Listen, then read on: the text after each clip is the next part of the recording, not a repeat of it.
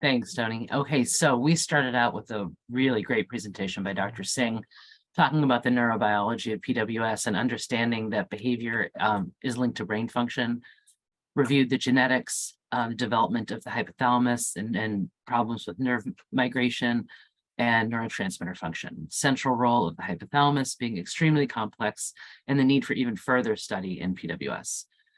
Spoke about response perseveration, which I love. Repetition of response despite the lack of reward. People with PWS lack the necessary social feedback to stop the behavior. Is this behavior anxiety or impulsivity? Response monitoring, the capacity to adapt to dynamic environments, and the ability to maintain homeostasis. The importance of understanding the role of the cortex and subcortex, behavior response, skin picking, aggression, etc.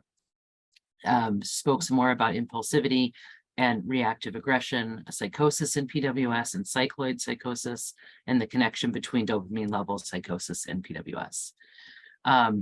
Then went into a conversation about executive functioning disorder and the relationship to brain function. Abnormalities of the brain cause widespread issues with functioning. Can we see improvements in executive functioning disorder with practice of skills?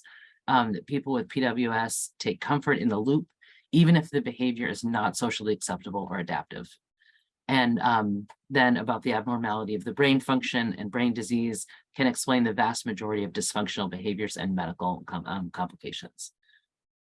We then went into Elizabeth's challenge question, which was awesome. Compulsions in PWS, or is it OCD? The need for a certain amount of control. Can we measure this? They're not perfect reporters. They're compelled to do things, but not in the way that a neurotypical person would be compelled to do them. And what about skin picking? Is it sensory seeking or is it a compulsion?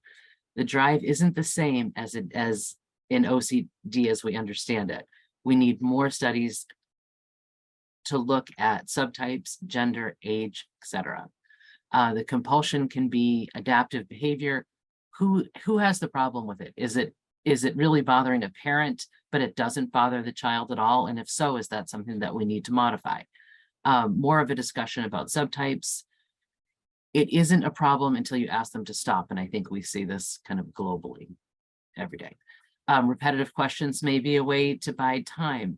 I personally think that it has to do with slow processing speed, and that's why they continue to ask questions over and over. We may need a new name, a new diagnosis. We try to fit it into an existing diagnosis, but it just doesn't quite fit there. And many compulsive behaviors have a function. So we get really big reactions when we ask them to stop without giving them a replacement behavior. And I think that's where really the key is. So you have this compulsive behavior that's not serving them at all. And we want them to stop, but we don't find out why they're doing it and give them something else to do. The compulsive behavior is a function, and in many cases, we need to look deeper into why it's happening before we can change their behavior. That's the summary.